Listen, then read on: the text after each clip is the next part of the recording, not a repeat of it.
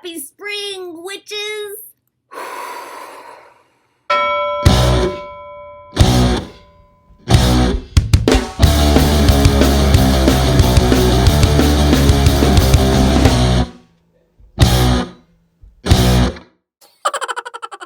Hi, welcome to Kick-Ass Switch, putting the K in Magic. I'm Joanna DeVoe, and you are watching another video about the mind of a witch. And today specifically, I want to talk about the subconscious mind, which I have been talking about on the podcast.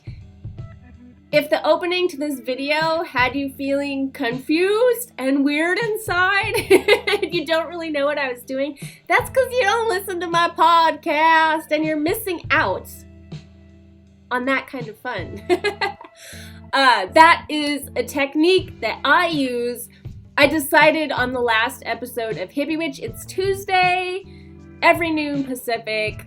You can find it at joannadevoe.com. You can find it on iTunes, Hippie Witch, Magic for a New Age. But I decided on air last Tuesday that I'm going to call that move the breath of ganja. And it's basically, it is an awesome technique for changing your state. Not just the state of your mind, but the state of your nervous system and really your whole being. It just has this magical effect of bringing you down and calming you down. And yes, it is smoking air. It's a pretend joint. I don't recommend just doing that in the middle of the grocery store, but try it and see for yourself. It has, especially if you're stressed out or you're freaking out, it has a freakish ability to just calm your mind, and then put you into the present moment, which is the place of power. The present moment is where your power resides.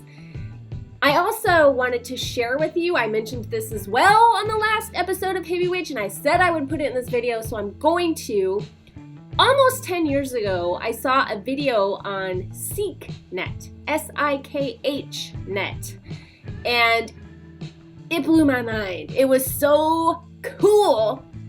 And basically, this Sikh was explaining how, well, first, let me ask you something, because it will help demonstrate this point that I'm about to make. How do you pray? What do you do when you pray? Do you do anything with your body? Do you do anything with your hands? Most people do this or this. And he was saying there's a reason for that. And it's not just because it's tradition. It's not just some random spiritual ritual that people do all around the world. There's an actual science to it. And I think you're going to love this as much as I did, because I know you're witchy, new agey kind of people. But basically, this is it in a nutshell. Our bodies are a polarity. So when you take your right hand, your left hand, and your right hand, you're taking the negative and positive of your electronic field. You're taking these polarities and you're bringing them together and creating neutral space in your neutral space in your electromagnetic field. Peace. You're creating peace. In addition to that, there's a notch on your breastbone, and if you rest right here, the heels of your hands or the knuckles of your thumbs right there in your breastbone while you are holding your hands in this position, you are activating the vagus nerve, which is a major nerve of your body that runs up the front of your body instead of the spinal cord and correlates directly with your third eye, your pineal gland, and it puts you into an alpha state. And if you listen to my show, you know why that's exciting to me. Alpha state is one of the two states of brain waves that are really conducive to creating intentional magic. The other is theta, but alpha is great for getting into like a meditative state. So that's why we do this. That's why. Isn't that awesome? I don't really want to hear some arbitrary reason for why I should do this, that, or the other. I don't want to hear it's because, holding your hands in this position activates some like layer of your aura that corresponds to some planet in the 7th dimension. Like, I don't want to hear that. Like, tell it to your groupies, man. But if you can teach me something that I can then apply to my own life and prove to myself over a period of practice, or like this, like the breath of ganja, or like this prayer position, things that work like instantly, like have an instant effect, I will never forget it. It will become a regular part of my practice and you will have my respect. So I really wanted to mention those two things. There are so many things that you can do to get into a meditative state, which is very, very important for Magick, or just to like shift your energy a little bit. Those are two really good ones. And these are kind of two different ideas that I wanted to squeeze into this video, because as the month is going on, I can't stop talking about the mind of the witch or having personal insights, because when I do these themes, I'm not just like teaching you from a pedestal. That is not my intention. I go through all of this with you, and I practice it, and I study, and I read, and I explore, and I take notes, and I meditate on it. And it's interesting how you can learn the same thing over and over and over again, and little aha moments of insight will pop up like years after you think you already know something. It just seems to like go a little bit deeper. And I had one of those moments. I was driving home from dropping my son off at his program, and I like grabbed my phone. I talk into my phone when I've had like a really cool idea. And I just started like rambling at myself basically about this insight I had around, I know some people are afraid of mind control and brainwashing and witchcraft and all kinds of things like that. And you should be afraid if somebody else wants to brainwash you.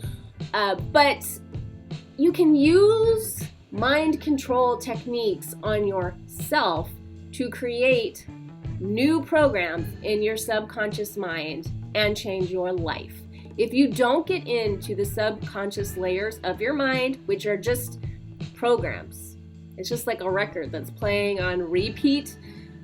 It's not your soul, it's not your psyche, it's just this like software program that just runs automatically.